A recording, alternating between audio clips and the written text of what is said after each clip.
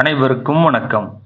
பீமனுக்கும் ராட்சசனான இடும்பனுக்கும் நடந்த மிக கடுமையான யுத்தத்தையும், அந்த யுத்தத்தின் முடிவில் பீமன் இடும்பனை கொன்றதையும், அதன் பிறகு தன் சகோதரர்களுடனும் தாயாருடனும் பீமன் அவ்வனத்தில் இருந்து அருகில் இருக்கும் நகரத்தை நோக்கி செல்ல ஆரம்பித்ததையும், அவ்வாறு செல்லும் அவர்களுடன் ராட்சசியான இடும்பியும் உடன் செல்ல ஆரம்பித்ததையும் முந்தைய பதிவில் பார்த்தோம். இனி அடுத்த பகுதியை பார்க்கலாம். இடும்பனுடைய சகோதரியாகிய இடும்பி எனும் அந்த ராட்சசி அந்த பாண்டவர்கள் செல்லும் வழியிலேயே அவர்களை பின்தொடர்ந்து வந்தாள். பிறகு சிறிது தொலைவு சென்ற பிறகு குந்தியையும் பாண்டு புத்திரனான யுதிஷ்டிரனையும் வணங்கி கௌரவித்த பிறகு பீமனை பார்த்து, நான் உன்னை பார்த்த மாத்திரத்திலேயே மன்மதனால் பீடிக்கப்பட்டு உங்களுக்கு வசப்பட்டு விட்டேன். உங்களிடம் வசப்பட்ட நான் உங்களுக்கு பணிவிடை செய்து கொண்டு உங்களோடு இருக்கவே விரும்புகிறேன். மிக பயங்கரமான ராட்சசனுடன் நீங்கள் நடத்திய யுத்தத்தில் உங்களது பராக்கிரமத்தையும் வீரத்தையும் கண்டேன்.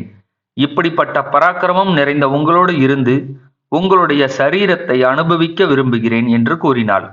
அதை கேட்ட பீமன், ராட்சசர்கள் பிறரை மயங்க செய்கின்ற வஞ்சகத்தினால் தன்னுடைய பகையை மனதிலேயே வைத்திருப்பார்கள்.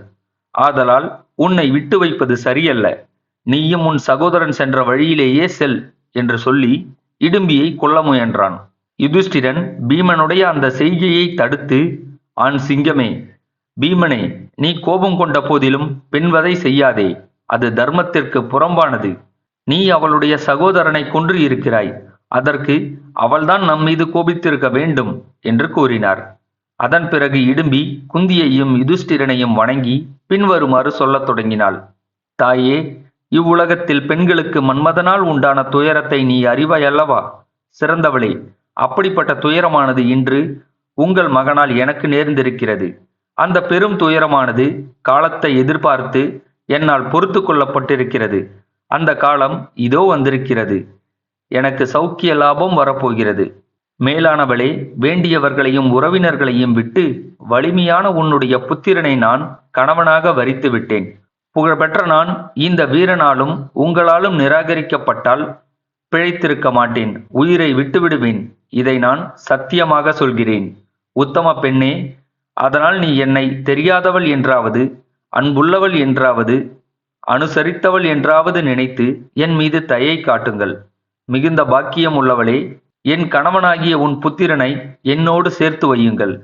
தேவகுமாரனை போன்ற உன் புத்திரனை எடுத்துக்கொண்டு என் விருப்பப்படி செல்வேன். பிறகு மீண்டும் அவனை கொண்டு வந்து உங்களிடமே சேர்ப்பித்து விடுகிறேன். சிறந்தவளே, என்னிடத்தில் நம்பிக்கை வை. எனது சகோதரன் இடும்பன் என்னை இங்கே அனுப்பிய போதே நான் பீமனை வசப்படுத்தி அடைந்திருக்க முடியும். ஆனால் நான் அவ்வாறு செய்யவில்லை. எனது சகோதரனான இடும்பன் எவ்வளவுக்கு எவ்வளவு பராக்கிரமம் செய்தானோ, எவ்வளவுக்கு எவ்வளவு எதிரியை ஆக்கிரமித்தானோ, அவ்வளவுக்கு அவ்வளவு நான் பீமனை பற்றி மன்மதனால் மோகம் அடைந்தேன். சிறந்த பெண்ணரசியே, நான் ராட்சசி அல்ல. நான் இரவில் சஞ்சரிப்பவள் அல்ல. நான் சால கடங்கடி எனும் ஈஸ்வரி ஆவேன். ஒரு ராட்சசனுக்கு சகோதரியாய் இருந்தது மட்டுமே என்னுடைய குற்றமாகும். நான் உங்களுடைய புத்திரனுடன் சேர்ந்து உங்களுடைய அனைவருக்கும் பணிவிடை செய்வேன். புருஷ சிம்மங்களே, நீங்கள் அஜாக்கிரதையாக இருக்கும்போது நான் ஜாக்கிரதையோடு உங்கள் அனைவரையும் கவனித்துக் கொண்டு ஒரு அடிமை போல எப்பொழுதும் பணிவிடை செய்து கொண்டு ஆபத்து காலத்தில் உங்களை கரையேற்றி வைப்பேன். புண்ணியம் செய்தவர்களை தேவ விமானமானது ஏற்றிக்கொண்டு போவது போல உங்கள் அனைவரையும் என் முதுகில் சுமந்து கொண்டு பறப்பேன். நீங்கள் அனைவரும் எனக்கு அனுகிரகம் செய்யுங்கள். என் மீது இரக்கம் கொள்ளுங்கள். பீமசேனனை என்னோடு சேர்த்து வையுங்கள். நான் இவ்வளவு தூரம் சொல்லிய பிறகும் என்னை நீங்கள் நிராகரித்தால் நான் பாவலோகத்தை அடைவேன். அதில் சந்தேகம் இல்லை. நான் மனதினால் நினைத்து எக்காலத்திலும் உள்ள எல்லாவற்றையும் அறியும் ஆற்றல் நிறைந்தவள். அப்படிப்பட்ட நான் இந்த ஆபத்தை தாண்டுவித்தால் மட்டுமே என்னால் உயிர் வாழ முடியும். தர்மம் தெரிந்தவன் எல்லாவற்றையும் அனுசரித்து அங்கீகரித்து வழிநடத்த வேண்டும். ஆபத்தின் பொழுது உயிரை காப்பவன் எவனோ அவன்தான் தர்மம் அறிந்தவர்களில் சிறந்தவன். தர்மத்தில் இருப்பவர்களுக்கு வரும் ஆபத்தானது தர்மத்துக்கே வரும் அபாயம் என்று சொல்லப்படுகிறது. புண்ணியத்தினால்தான் ஒரு மனிதன் ஒரு உயிரை காப்பாற்றுகிறான். உயிரை காப்பதும் புண்ணியம்தான். எந்த வழியில் சென்றாலும் தர்மத்தை செய்தல் வேண்டும். எந்த வகையினாலாவது தர்மத்தை செய்தல் வேண்டும். அதில் இகழ்ச்சி இல்லை. இந்த சமயத்தில் எல்லாவற்றிலும் பெரிதான காமத்தினால் பீடிக்கப்பட்ட பெண்ணாகிய என்னை காப்பாற்றுங்கள். இந்த விஷயத்தில் எவரும் தயை காட்டுவார்கள். தர்மத்திடம் அன்புள்ள ரிஷிகள் அப்படி செய்வதை தர்மம் என்றே சொல்கின்றனர்.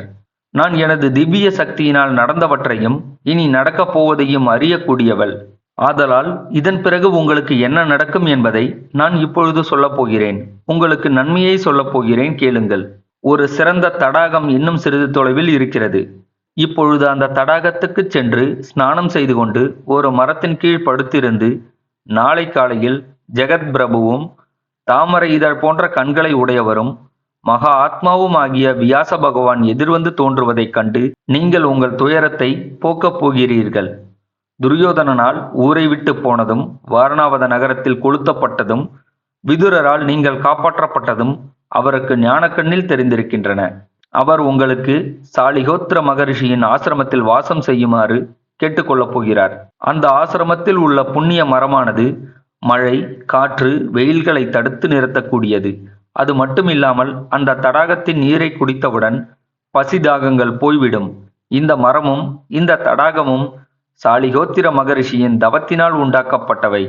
அங்கே கார் அன்னங்களும் நாரைகளும் ராஜஹம்சங்களும் ஆண் பெண் அன்றில் பறவைகளும் கந்தர்வர்களின் குரலோடு ஒத்த இனிய கீதங்களை பாடுகின்றன என்று கூறினாள். இனி இதுதான் நடக்கப் போகிறது என்று இடும்பி கூறிய விஷயங்களை கேட்ட பிறகு குந்தி எல்லா தர்மங்களையும் அறிந்த யுதிஷ்டிரனை பார்த்து, தர்மவான்களில் சிறந்த நீ, நான் சொல்வதை கேள். இந்த ராட்சசியானவள் தன் வசத்தினால் தர்மத்தை செம்மையாக கூறுகிறாள். இவள் கூறுவதை பார்த்தால் இவள் கெட்டவளாக எனக்கு தோன்றவில்லை. நீ அங்கீகரிக்கும் பட்சத்தில் இவள் புத்திரனை அடைவதற்காக பீமசேனனை சேரட்டும் என்று கூறினாள். பிறகு யுதிஷ்டிரன் இடும்பியை நோக்கி, இடும்பியே, உன் வேண்டுகோளை நான் ஏற்றுக்கொள்கிறேன். அழகிய இடையை உடையவளே, நான் எவ்வாறு சொல்கிறேனோ நீ அவ்வாறு நடந்து கொள்ள வேண்டும். பிரியமானவளே, நீ ஒவ்வொரு நாளும் கடமைகளை முடித்துக்கொண்டு ஸ்நானம் செய்து பரிசுத்தமாகி இனிய ரூபத்தோடு இருப்பாயாக. பீமனும் ஸ்நானம் செய்து கடமைகளை முடித்து உற்சாகத்திற்குரிய மங்களங்களை செய்து கொண்ட பின் நீ பீமனை தினந்தோறும் அடையலாம். மனோவேகம் உள்ள நீ பகல் நேரத்தில் உன் இஷ்டப்படி இவனோடு சஞ்சரிக்கலாம். ஆனால் ஒவ்வொரு ராத்திரியிலும் இந்த பீமசேனனை நீ கொண்டு வந்து எங்களிடம் விட்டுவிட வேண்டும். சந்தியா காலத்திற்கு முன்னரே பீமன் இங்கு வந்து விடப்பட வேண்டும். பீமன் எப்போதும் உன்னால் காக்கப்பட வேண்டும். நீ கர்ப்பம் தரிக்கும் வரையில் இப்படியே பீமனோடு ஆனந்தமாய் வாழலாம். இடும்பியே, இதுதான் நான் உனக்கு விதிக்கும் நியமம். இவனுக்கு எப்போதும் பணிவிடை செய்து அவனுக்கு அனுகூலமாய் இருக்க வேண்டும். அவனுக்கு நன்மையை மட்டுமே செய்ய வேண்டும் என்று கூறினார். அதை கேட்ட இடும்பி மிகவும் மகிழ்ச்சியோடு அப்படியே செய்கிறேன் என்று வேகமாக தலையசைத்தாள். பிறகு முதலில் யுதிஷ்டிரன் செல்ல, அவன் பின்னே பீமன் செல்ல, பீமனின் பின்னால் குந்தியை சுமந்தவாறு இடும்பி சென்றாள். இடும்பிக்கு பின்னே அர்ஜுனனும் அர்ஜுனனுக்கு பின்னே நகுல சகாதேவர்களும் அவ்விடத்தை விட்டு நடந்து சென்று கொண்டிருந்தனர். சிறிது நேரத்தில் மிகவும் ரம்மியமான சாலிகோத்திர மகரிஷியின் தடாகத்தை அடைந்தார்கள். அங்கே அந்த இடும்பி அங்கிருந்த அந்த தவ விருட்சத்தில் இலைகளை கொண்டு பாண்டவர்களுக்கு தங்குவதற்கு இல்லம் செய்தாள். தனக்கும் குந்திக்கும் மற்றொரு புறத்தில் இடத்தை தயார் செய்தாள். பிறகு பசி தாகங்களால் பீடிக்கப்பட்ட பாண்டவர்கள் அனைவரும் ஸ்நானம் செய்து பரிசுத்தமாகி சந்தியாவந்தனம் செய்து தாகத்திற்காக நீரை பருகினார்கள். அப்போது சாலிகோத்திர மகரிஷி அங்கே பாண்டவர்கள் பசித்திருப்பதை அறிந்து மிகுதியான அன்னம் மற்றும் பானங்களை மனதினால் நினைத்தார். அப்போது அந்த பாண்டவர்கள் அனைவரும் குந்தியுடன் சயனித்தபடி அரக்கு மாளிகையில் நடந்த அனைத்தையும், மேலும் ராட்சசன் செய்ததையும், இன்னும் பலவிதமான கதைகளையும் பேசி தீர்த்தனர்.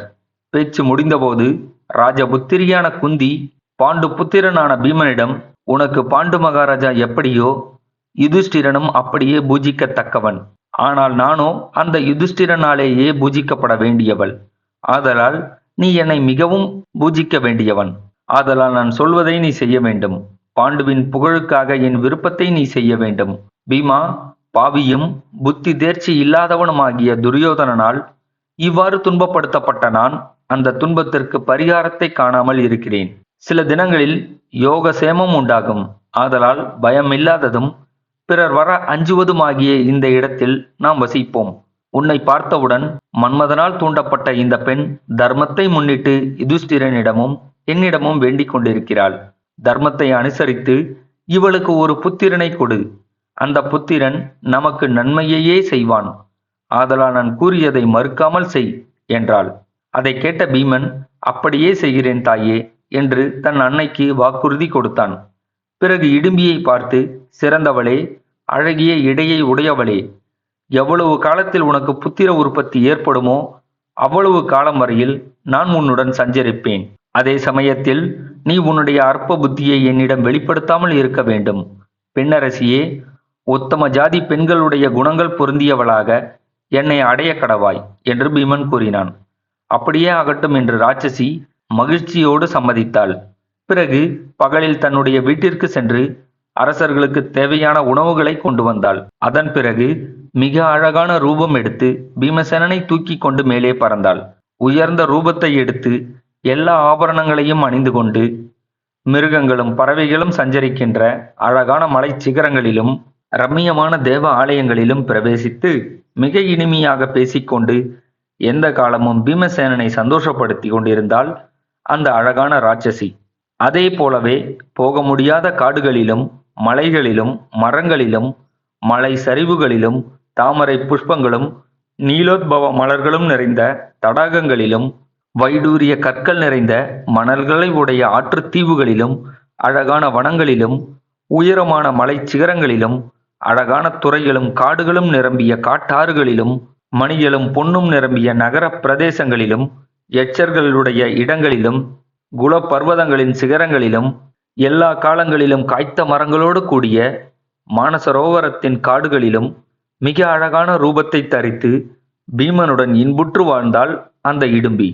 புண்ணியங்களை செய்தவன் அப்சரசுடன் கூடி சொர்க்கத்தில் எவ்வாறு மிக சந்தோஷத்துடன் இருப்பானோ அவ்வாறு சிறந்த தேஜஸுள்ள பீமன் மிக அதிகமான சந்தோஷத்தை அடைந்து இடும்பியுடன் கூடி வாழ்ந்து வந்தான். மனோவேகமுள்ள அந்த இடும்பி இவ்வாறு ஆங்காங்கே பீமனை சந்தோஷப்படுத்தி கொண்டு அவனால் தானும் அடிக்கடி சந்தோஷம் அடைந்து உற்சாகத்துடன் வாழ்ந்து வந்தாள். அந்த இடும்பி பகல் காலம் முழுவதும் பீமனோடு இருந்துவிட்டு இரவானதும் பீமனை அவனது சகோதரர்களிடம் சேர்த்து விடுவாள். பீமனும் இரவினில் தன் சகோதரர்களுடன் உறங்குவான். இடும்பியும் குந்திக்கு பல பணிவிடைகளை செய்து குந்தியின் பக்கத்திலேயே வசித்து கொண்டு அவளுக்கு அனைத்து விதமான பணிகளையும் மகிழ்ச்சியோடு செய்து கொண்டிருப்பாள். குந்திக்கு பல வகையான உணவு பதார்த்தங்களையும் உண்டு முடித்த பிறகு தாம்பூலம் முதலான போகப் பொருள்களையும் கொண்டு வந்து கொடுப்பாள். இரவு நீங்கியவுடன் மீண்டும் பீமனோடு பற்பல இடங்களில் சஞ்சரித்து இன்புற்று வாழ்ந்து வந்தாள் இடும்பி. ஒரு நாள் விடியலில் சிறந்த ஞானமும் சிறந்த தவமும் தேஜஸும் மிகுந்த வியாசர் பாண்டவர்கள் இருந்த அவ்விடத்திற்கு வருகை தந்தார். மகா ஆத்மாவும் நன்மையை செய்கின்றவருமான அந்த வியாசரை பாண்டவர்களும் குந்தியும் ராட்சசியான இடும்பியும் வரவேற்று கைகூப்பி வணங்கி நின்றனர். இதன் பிறகு என்ன நடந்திருக்கும்? அடுத்த பதிவில் அதை அறிந்து கொள்ளலாம். காத்திருங்கள். நன்றி, வணக்கம்.